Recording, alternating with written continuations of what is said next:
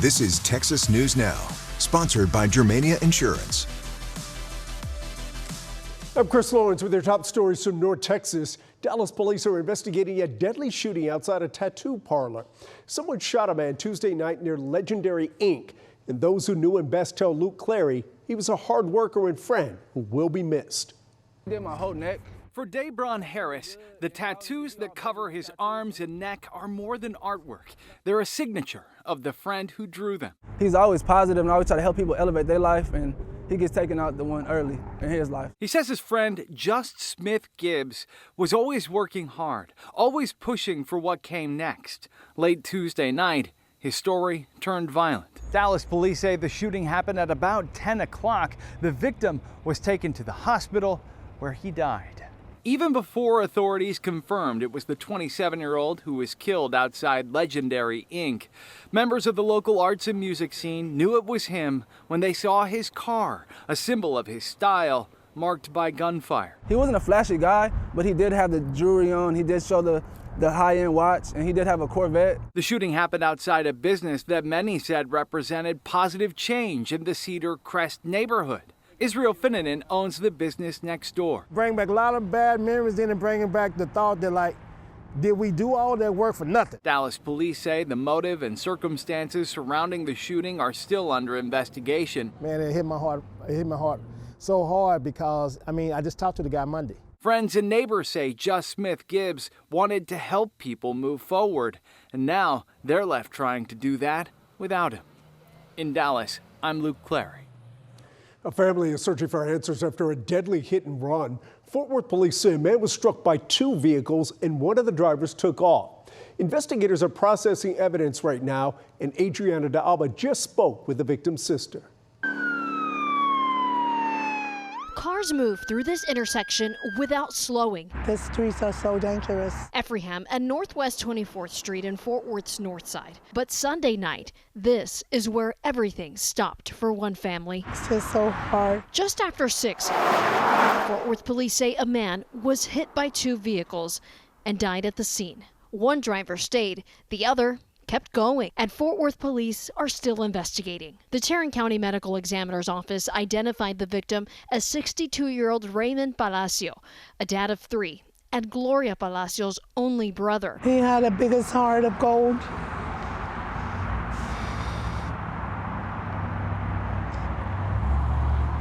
He would come visit me. Video from a nearby business shows strangers dropping everything to try to help. One man on his knees trying to save a life. I just felt something in my heart that said it was him. Then she saw it online. Pictures and video. The bike he always rode, lying on the ground. I found out through Facebook. What she can't understand is how someone could hit her brother and leave. It's tragic. It's just breaks my heart. Her message is simple. To the drivers in the area, slow down. And to the person who did this and fled, To speak up, to come and let us know what happened and do what's right. she says she's holding on to the last thing her brother always told her. He always tell me, I love you, sis, I love you, see you later.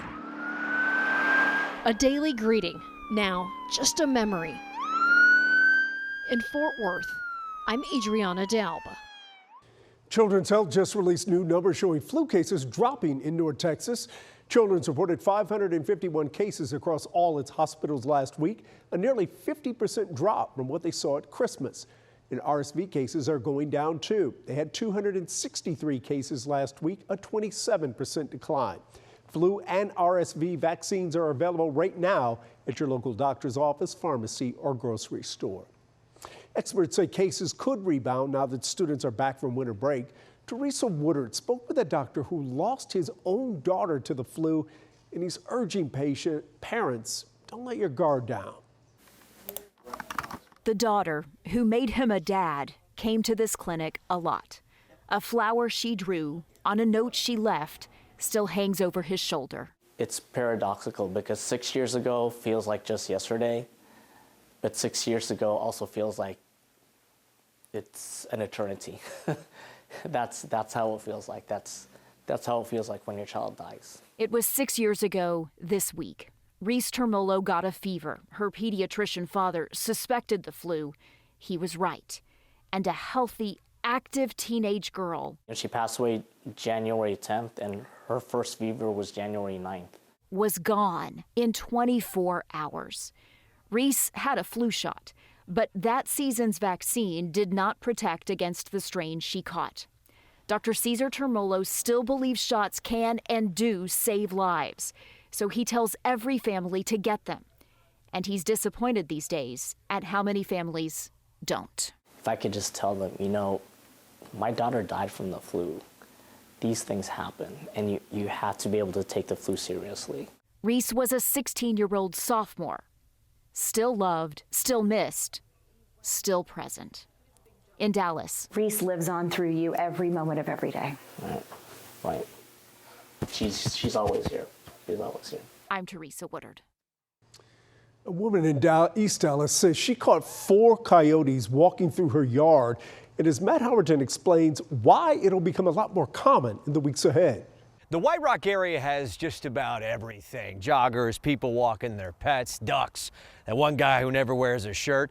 And right now, that pack that you showed me, if I saw more than one, I've never seen more than one at a time. It's got a few coyotes cruising around neighborhoods like this one, like they own the place. I run every morning in the dark, so I have seen them go by many times. This new security video caught a pack moving through some nearby streets around Clemson. And no, they're not lost. They're likely dating. January through March is coyote mating season, which means more noise, more movement, more sightings along alleyways, backyards, and cul-de-sacs. And here's the house rule. Don't turn this into an all-you-can-eat buffet. No pet food outside, no unsecured trash, and pets kept close. It's that time of year, you just kind of have to be careful. If one gets too close, don't run, make noise, clap, yell, wave your arms, let them know this neighborhood is occupied. They're always around, but I don't think they're here to harm anyone. They haven't bothered me so far. Experts say that a healthy coyote is one that keeps its distance. And remember, seeing more of them this time of year,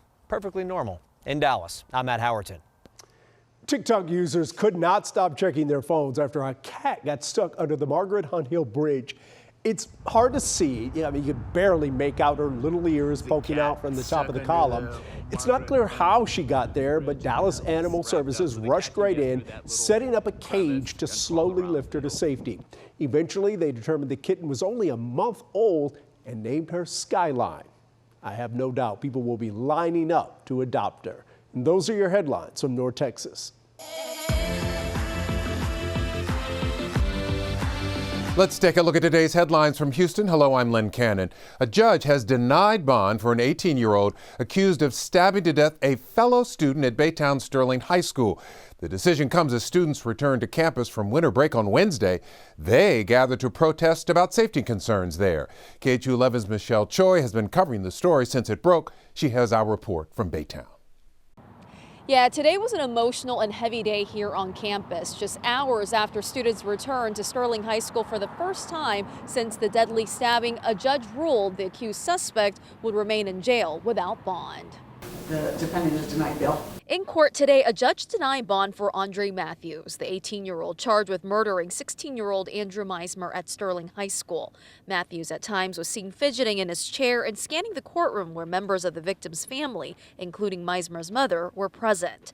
Prosecutors say the stabbing happened inside an empty classroom on December 17th, where Matthews is accused of using a pair of scissors during a dispute over a $21 THC vape pen. Meismer later died from his injuries. During the hearing, an investigator with the Goose Creek CISD Police Department testified. Copious amounts of blood on the floor. In open court, prosecutors said Matthews was enrolled in a special education program and detailed what they described as an escalating pattern of behavior documented in school disciplinary records, including an incident where he's accused of bringing a kitchen knife onto campus prior to the stabbing.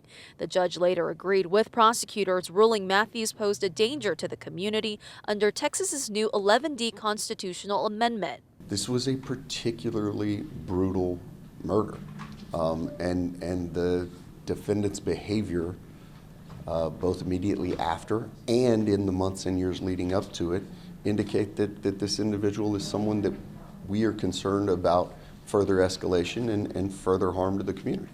The The defense argued Matthew deserved bond, pointing to the fact that he has no prior criminal history. Not surprised. I figured whenever a $3 million bond was given that it was in anticipation that this was going to be denied on our part and granted on the part of the state's. All of this unfolded on the first day back for students after winter break. Many shared relief after learning the judge denied bond, including Ace Ellis, a senior at Sterling High School and one of the 5 students who recently helped form a student safety coalition. Yes, we're for sure all very happy about that, just so we can all feel safe, even in our own community. Ellis says Goose Creek CISD's new superintendent has agreed to meet with students and parents later this week to discuss safety concerns. He also had this message for the victim's family. We are here for you. We are all fighting for you, and that we are going to get justice for Andrew.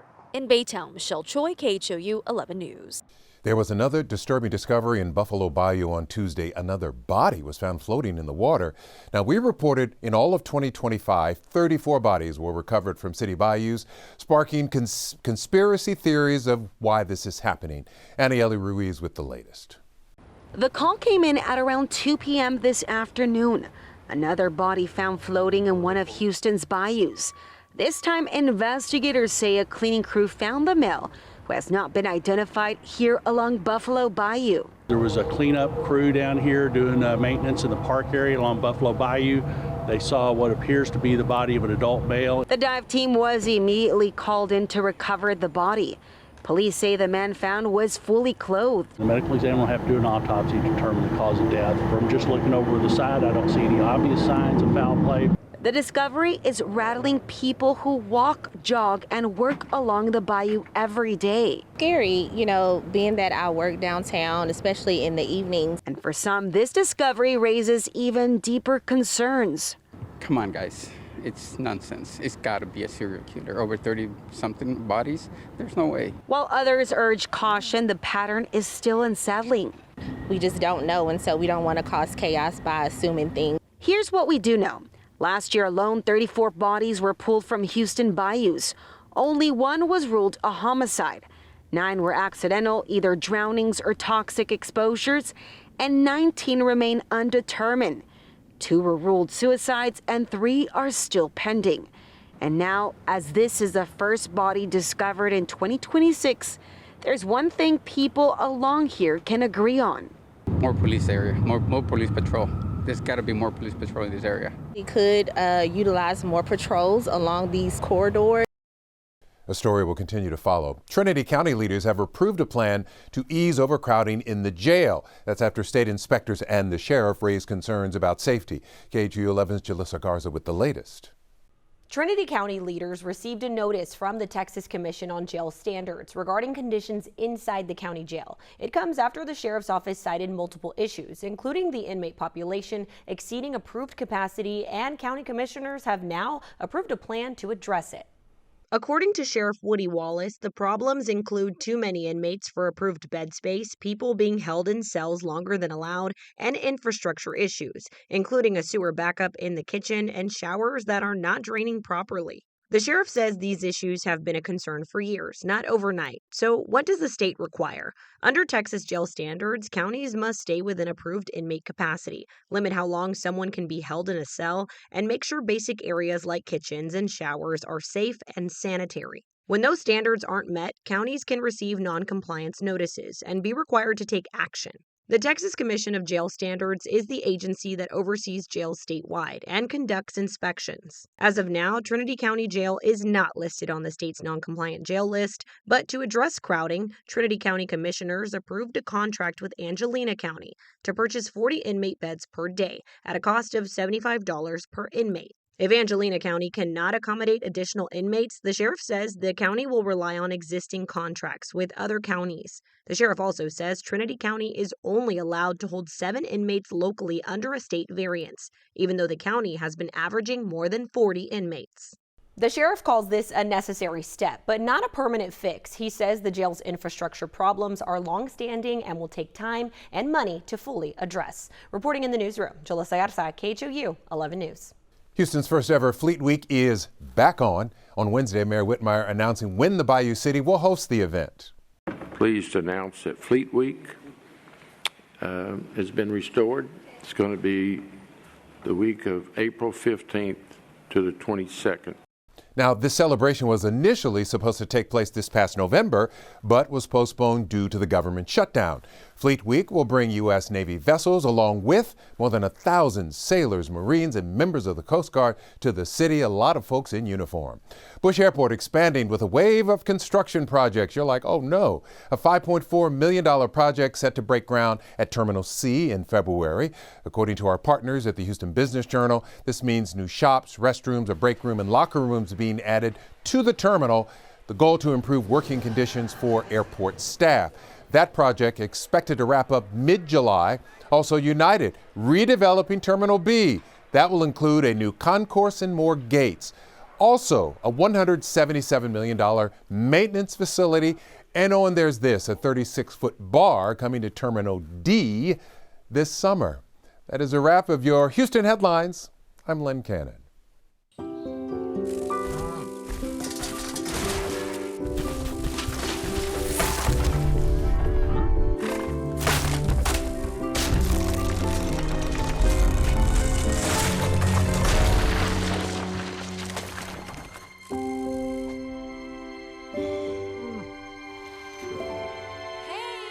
For insurance you can trust, help is just a handshake away. Find your local agent at yourmediainsurance.com.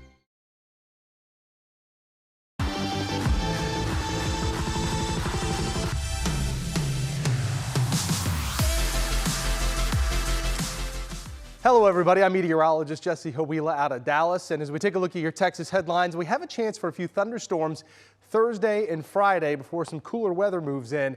And a couple of those storms could produce some gusty winds or some small hail. It's a low-end risk of severe weather. We'll talk about that. But Thursday, that'll be the first chance. Second chance is on Friday. Storms mainly in East Texas and Southeast Texas as well. A couple in Central. We'll show you the timeline in a moment. Saturday, though, cooler weather finally for many. It's been a pretty warm start to the winter so far for most in North Texas. There's even a chance, and I'll show you this, for a little bit of a wintry mix in parts of the Panhandle as we approach the weekend. So if you look at the temperatures and the weather here across the state, from Amarillo, you see the cooler weather. Friday, 41 degrees. That'll be a chance for a rain-snow mix on Friday. You see the cooler weather, though, by Friday and Saturday for most of the area, with highs now in the 40s and 50s. But we start with lots of 80s across the state. Austin, 80 Thursday, Corpus, 85. 80 degrees in Houston and Waco, 82. We get into Friday, still warmer than normal for most, but you see how the cooler air is starting to move back in. Friday's high in Amarillo, 41 degrees, Corpus, 82, Austin, 77, DFW, 71. You get the idea. The cooler weather is coming.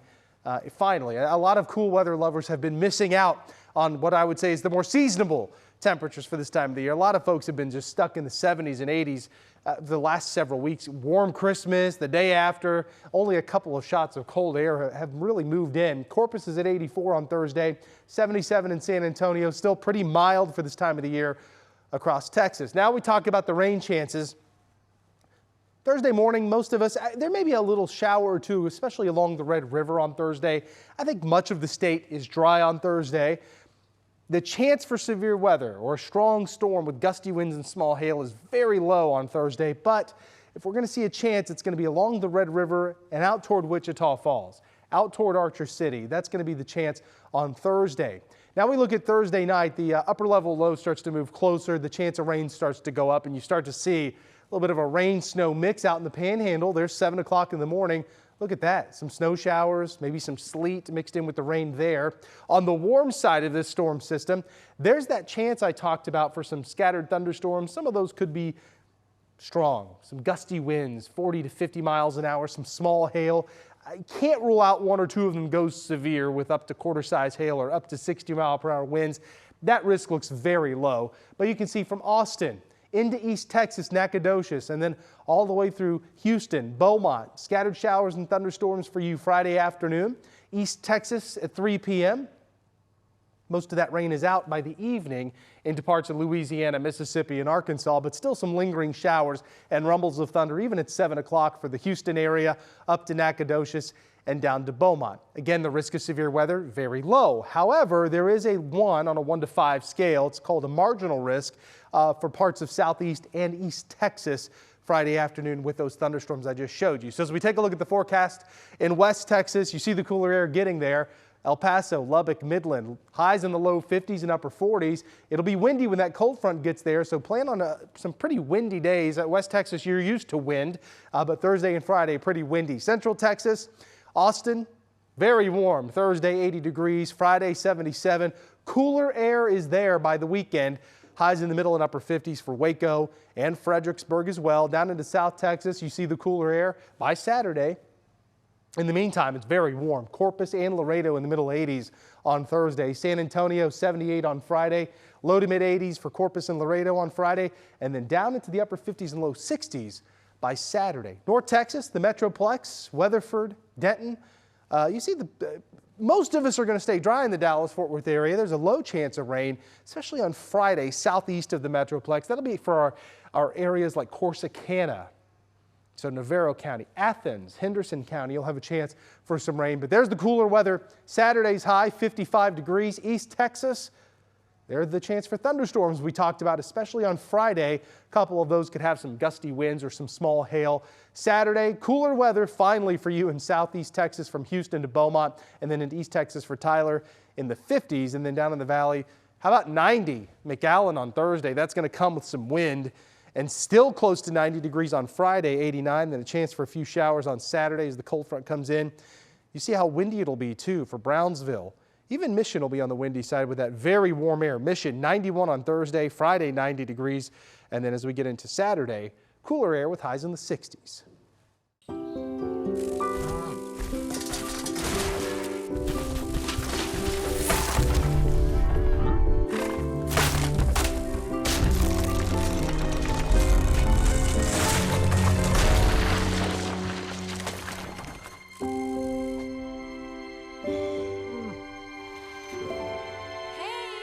For insurance you can trust, help is just a handshake away.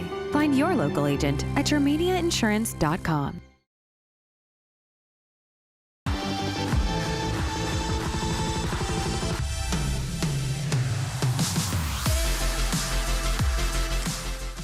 In Austin, I'm Quita Culpepper.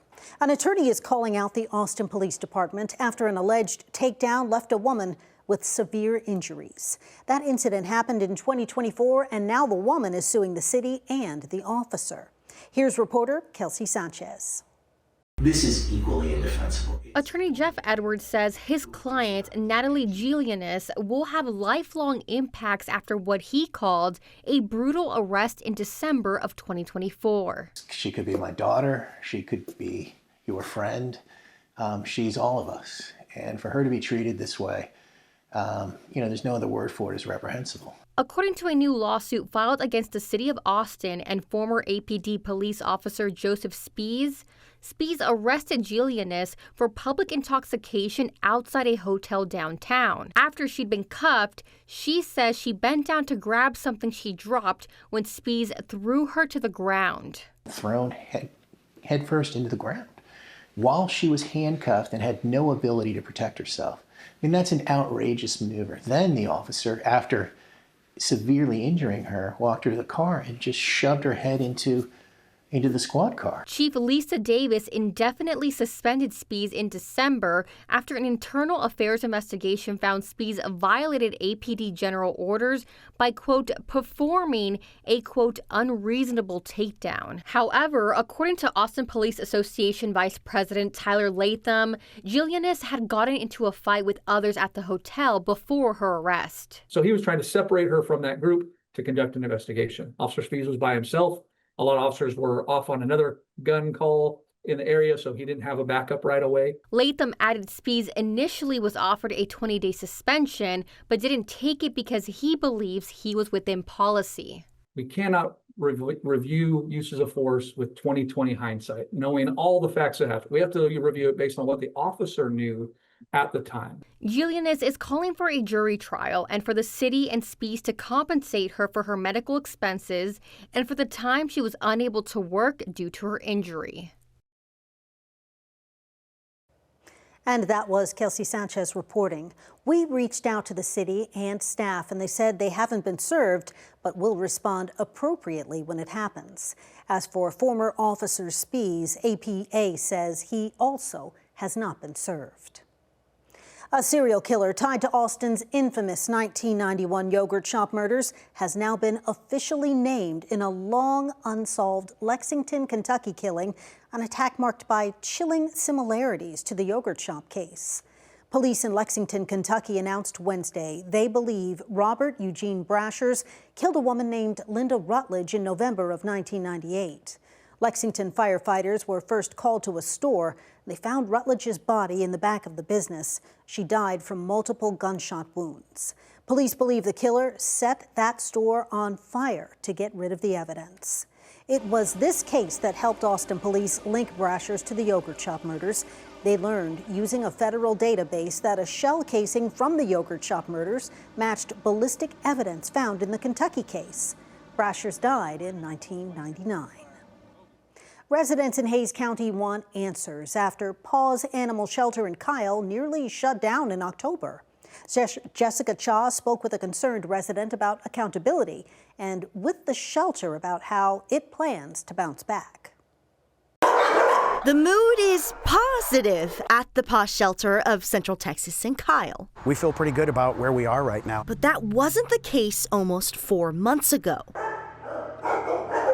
Last October, the shelter nearly closed its doors due to a financial crisis, according to Paws Board President Greg Sabatini. We spent more than we made over the course of the previous 2 years, resulted in us probably being about $400,000 in the negative. We did not come to the realization soon enough that we needed to ask for help. With the announcement of the closure, Sabatini says they immediately saw a surge in donations, volunteers, and support from the community and organizations, and they were able to raise almost $500,000 to keep their doors open.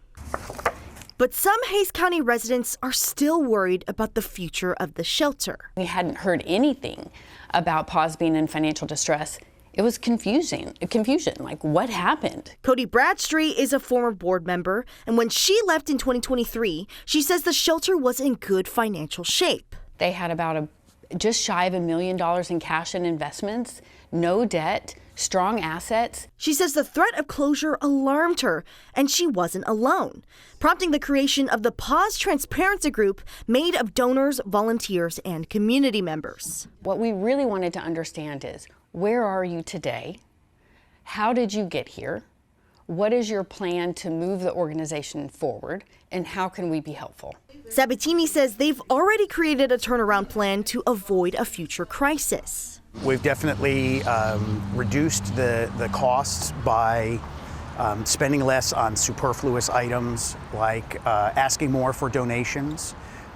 We have reduced the overtime. We have increased the number of board hours. He says they've also hired a full-time person dedicated to just applying for grants and fundraising, as well as finding companies to match their monthly donation numbers. I'm not someone who's going to walk away from a problem that I am partly responsible for. But Bradstreet says they're skeptical that the current board has the motivation and accountability to get themselves out of the hole that they've dug. In November, the group filed a formal complaint to the Attorney General asking for an investigation into the operations at the shelter. To take a look, and if there's nothing wrong, that's great. If there is something, then let's get it fixed and let's make sure we don't lose Paws. A cat and mouse game.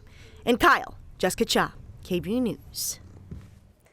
Crews in Georgetown continue to make emergency repairs after more than 100,000 gallons of untreated wastewater overflowed into the San Gabriel River.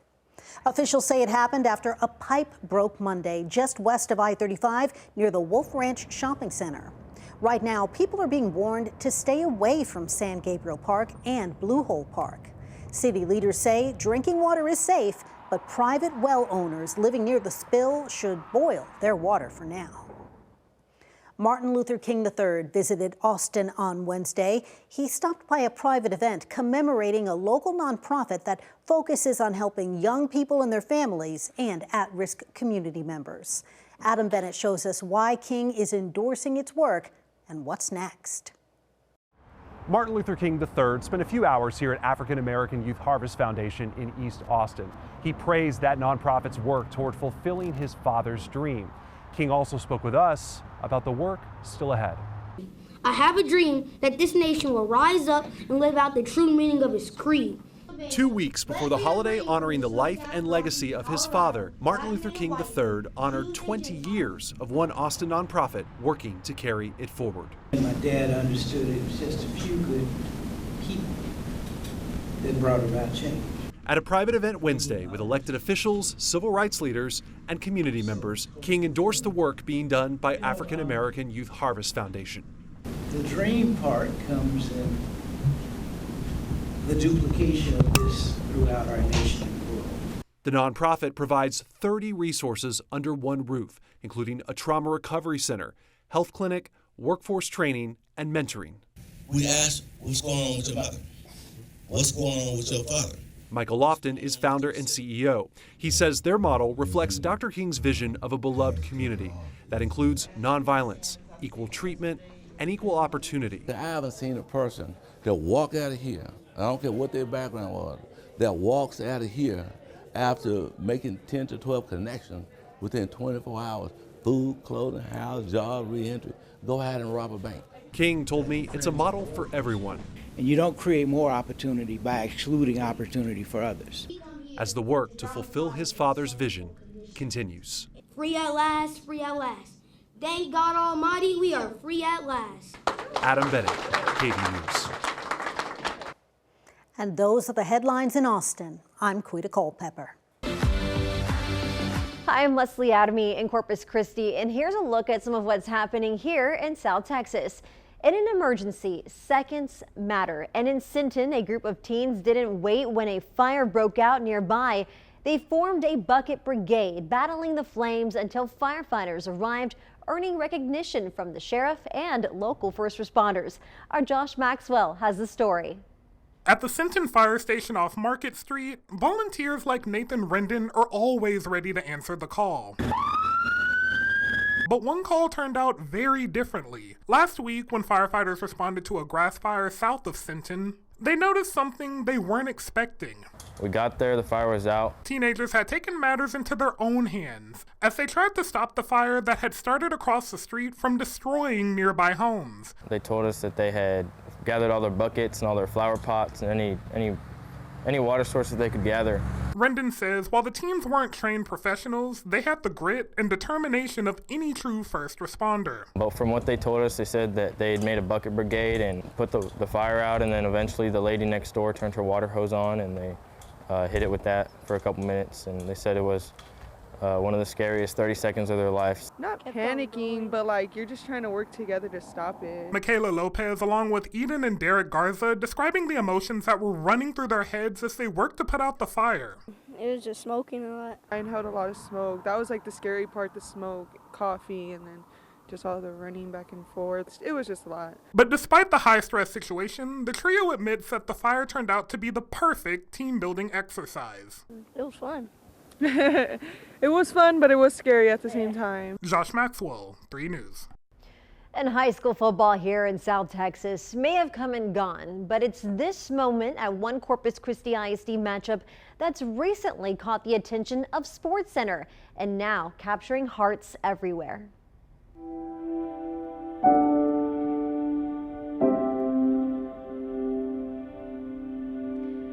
So that right there is Tammy Nichols. She never misses a Carroll Tiger football game and is an alum herself. She's also a grandmother battling cancer. It is her third go fighting it. Now this game was back on October 30th, Carroll versus Ray.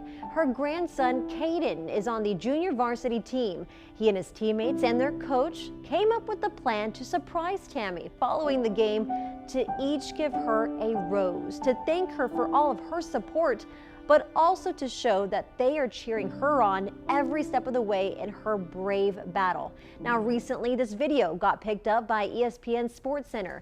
Tammy, or Mimi, says even watching it back, she is still in shock. total surprise. I had no idea. I saw them with the flowers and I just thought they were coming to give them to their mothers.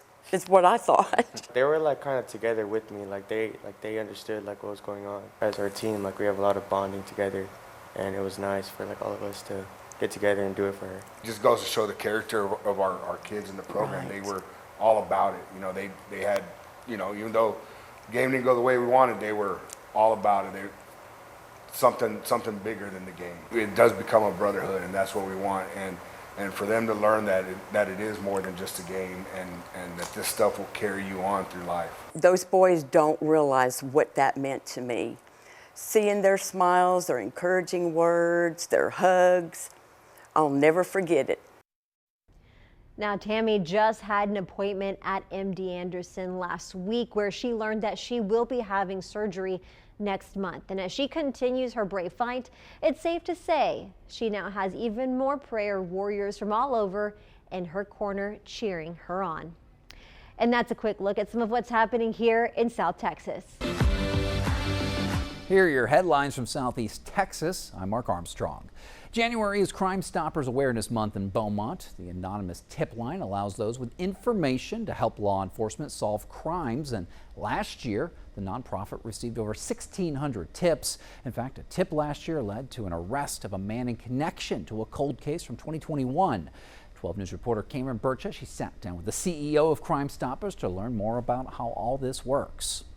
And you can help be a part of something bigger and make a difference. Crime Stoppers CEO and Executive Director Mike Campbell says 2025 was a big year for the organization. There were 75 arrests through those 1,600 claims and 128 cases cleared. Over $35,000 went to tipsters. $11,000 of that was awarded to people who wished to remain anonymous. One case in particular was the death of Shaniqua Castaneda. She was found dead inside of her Beaumont apartment in June of 2021. For 4 years, her family had no answers about her death until Crime Stoppers received a tip in November of last year. Someone called in regards to a homicide that happened back in 2021. And the information that they provided us led us to the opportunity to arrest a person and charged with the murder of this young lady. Castaneda's ex-boyfriend, Michael Denson, was charged with her murder. He's still in the Jefferson County Jail with bonds totaling over $400,000. Castaneda's sister, Patience, told 12 News her sister was an angel. She loved so hard, and she was so giving and caring. Crime Stoppers says while they don't investigate crimes themselves, they act as a bridge between the public and police. Crime Stoppers allows a community a sense of safety. It's a safety net. Campbell says if you see something, you should say something. We want to make sure that everyone knows there's an opportunity to make a difference, and Crime Stoppers does that. Beaumont City leaders coming together to put a stop to teen violence. This comes after a string of shootings which marked the beginning of 2026 just last week. And at last night's City Council meeting, Mayor Roy West announced his plans to launch the Mayor's Coalition Against Violence. Councilmember LaDonna Sherwood, she's also working on a prayer committee. And both initiatives, they are shaping up to be citywide efforts. 12 News reporter Ebony Coleman, she has more on how they hope that this is going to help stop the violence. Beaumont is worse and worse, and hopefully somebody do something for us and protect us. A resident's desperate plea to end violence in Beaumont is being heard loud and clear by city leaders. When youth are involved, it's even more heartbreaking. Any murder is unacceptable. In a call to action, Mayor Roy West announced his plans to form the Mayor's Coalition Against Violence. Mayor West says it will be a partnership with organizations like BISD, Revision, and IEA that provide mentorship and work with those in the juvenile system. What I like about this Coalition Against Violence is by creating awareness and giving people a vehicle to actually jump on board right now. It's not something we have to create. Beaumont City Council members say we have to give our young people more opportunity and more options. Poverty creates crime. If we look at industry and partner with some of our industrial partners and some of our unions, we can figure out ways to get these young people ready for the workforce. LaDonna Sherwood is calling for a prayer committee. It doesn't matter if it's Buddha, Muhammad, or Jesus or God or whoever. What we want to be found is pushing hope for our young people. It shows that our city leaders are seeing a problem and we're moving on it. Maria Rodriguez says prayer and a new coalition are needed to help battle crime in the city she's called home for the past 18 years. The kids need more involvement in programs like sport, music, or something like that. Something like motivate them. I pray every day for this little city. And Mayor West says that he's also going to be working with BPD, Jefferson County, and local churches. He says the coalition's first meeting is set for next month. Power City is putting Southeast Texas first. Beaumont City Council, they had presented a new health and wellness initiative called Be Well Beaumont. Now, this is a 10-year initiative led by MD Anderson and sponsored by ExxonMobil. It's all about making Beaumont more healthy. This program is going to focus on increasing access to fresh and nutritious food, increasing access to local parks, and expanding exercise programs through classes for all ages. And for the past 8 years, MD Anderson, they've been working with communities across Texas to focus on one goal, cancer prevention. And now that effort is coming to Beaumont. We also have done Be Well program in other communities such as Baytown, and we've had extraordinary results, and so we're so glad and honored to be able to come to Beaumont. According to the National Institutes of Health, 421 out of every 100,000 people in Jefferson County are diagnosed with cancer. That's a number MD Anderson hopes to decrease. And those were the headlines from Southeast Texas.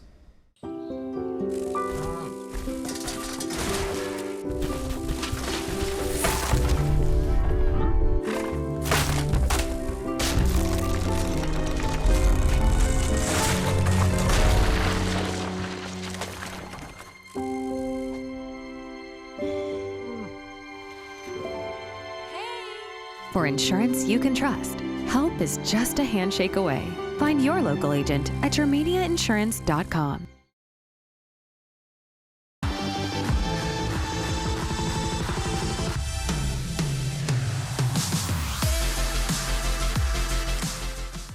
I'm Isis Romero, and this is the news in San Antonio. Police say a violent turn during a date landed a 40-year-old man in jail. Now they're looking for other possible victims.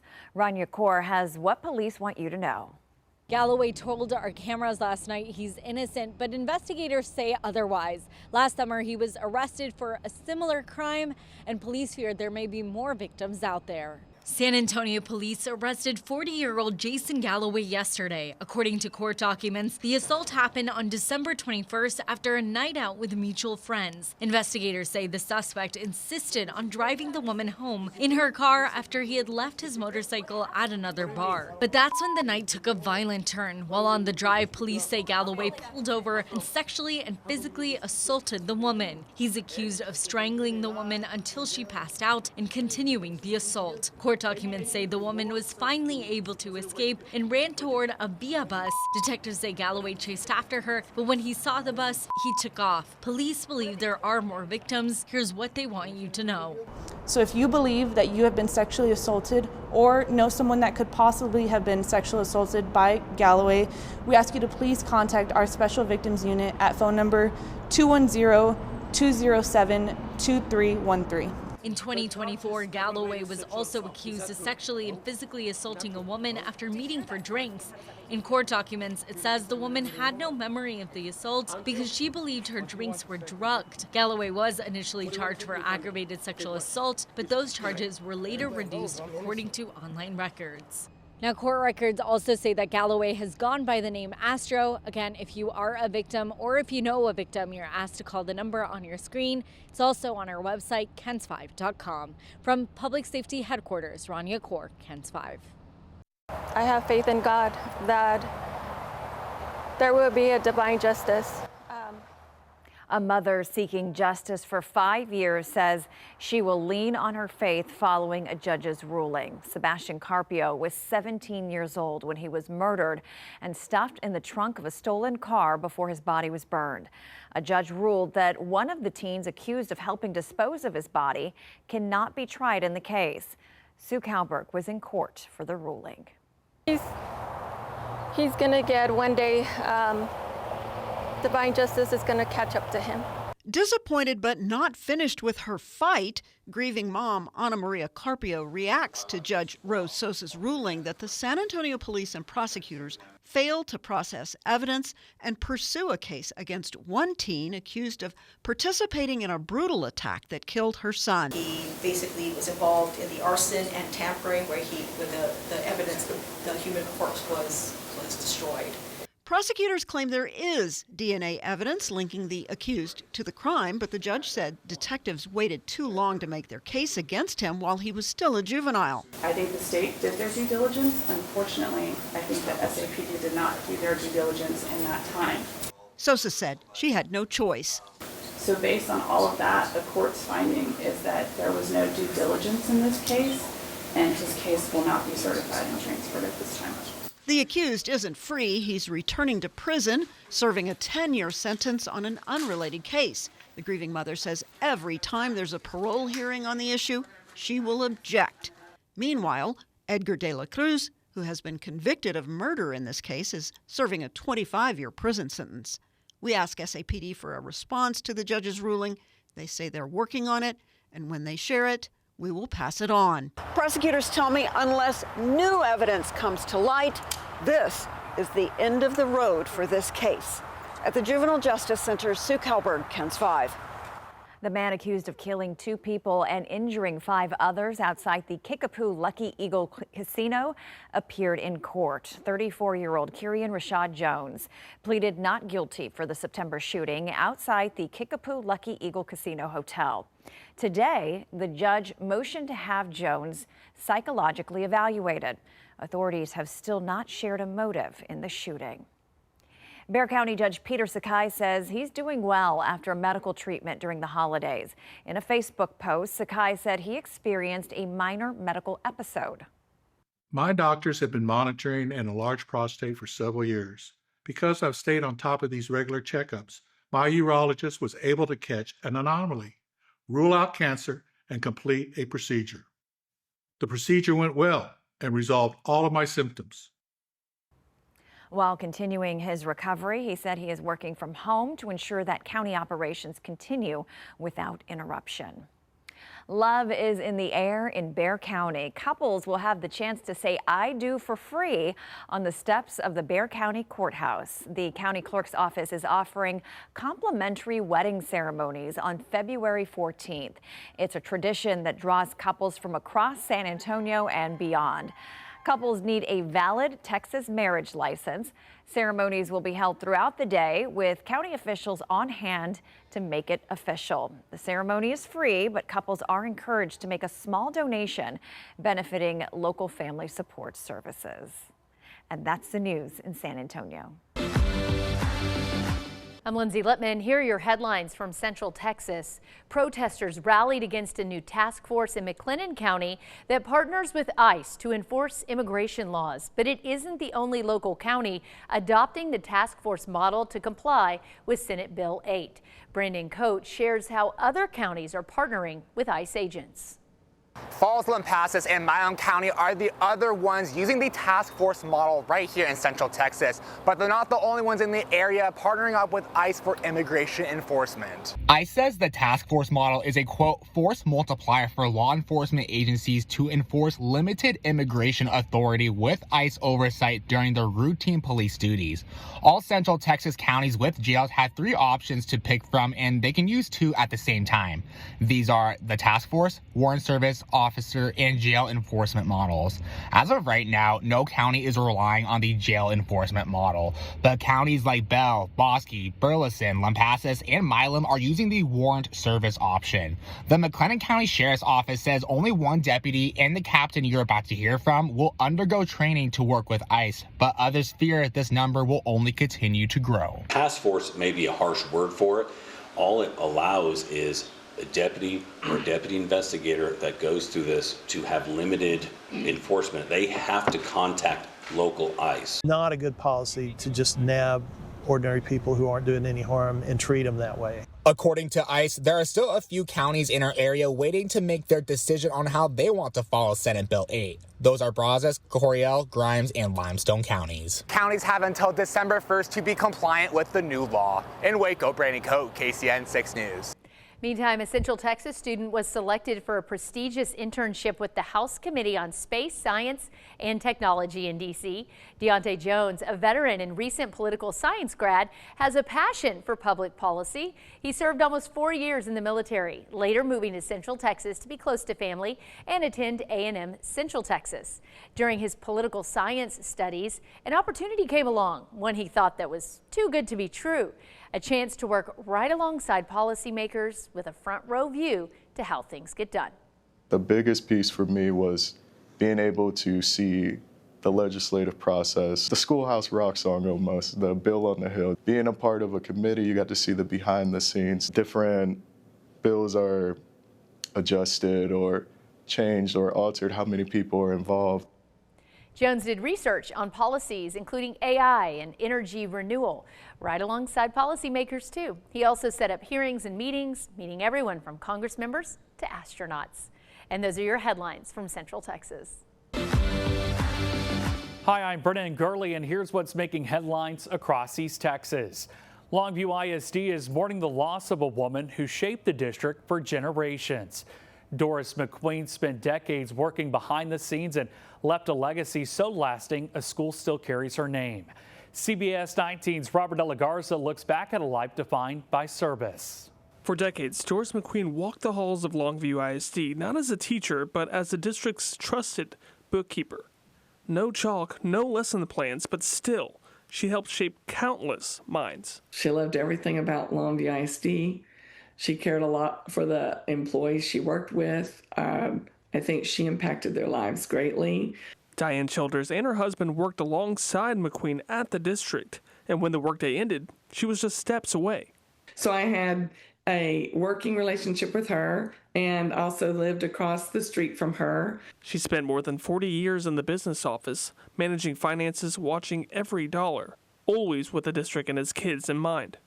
To me, Doris was the rock of Longview ISD for so many years.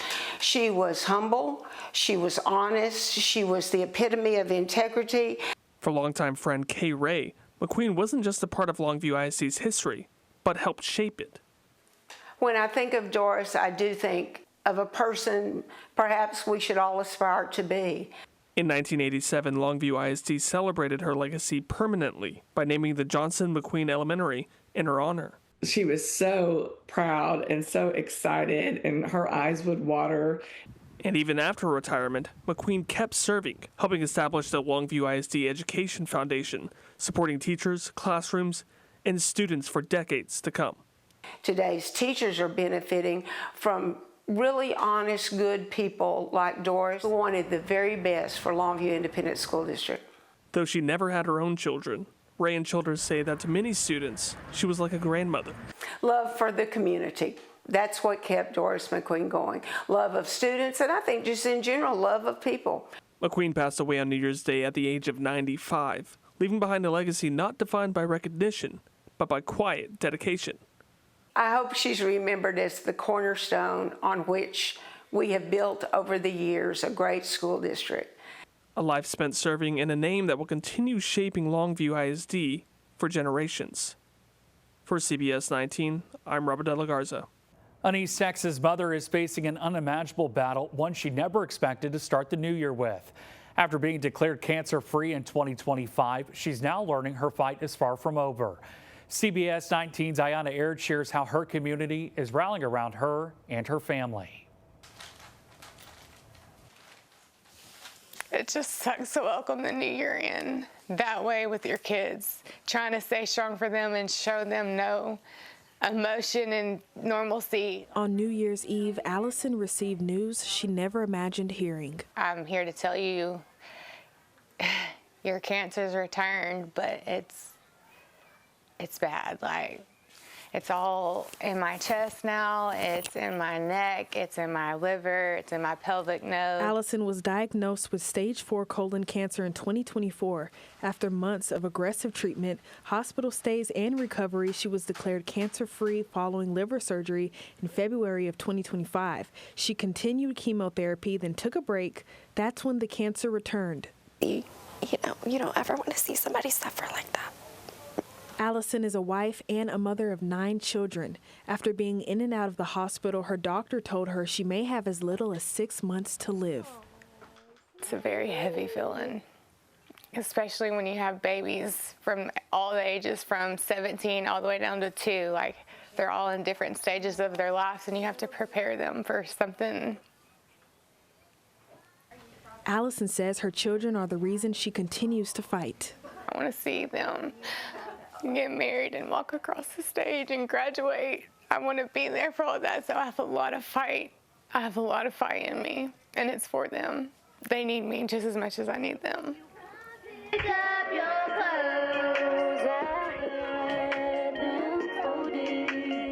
Her husband, friends, and neighbors say Allison's strength is unmatched.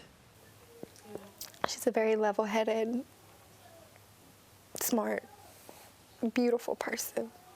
And she just doesn't deserve it. To know Allison is to love Allison. The cost of medical bills, travel costs, insurance uncertainty, and everyday expenses, the community has stepped in to help. Friends have organized multiple fundraisers, including softball and kickball tournaments, barbecues, purse bingo, and more, with all proceeds going directly to support Allison and her family. Yeah, just the fight. I got the fight left in me, so that's what I'm going to do. I'm going to do whatever it takes to survive. In Beckville, I'm Ayana Aird for CBS 19. That's a wrap of your East Texas headlines. I'm Brennan Gurley. Texas News Now is sponsored by Germania Insurance.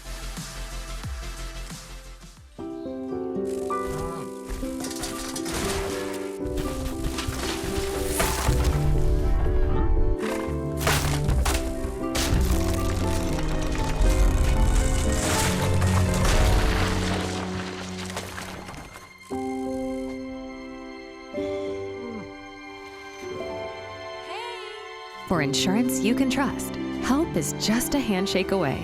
Find your local agent at germaniainsurance.com.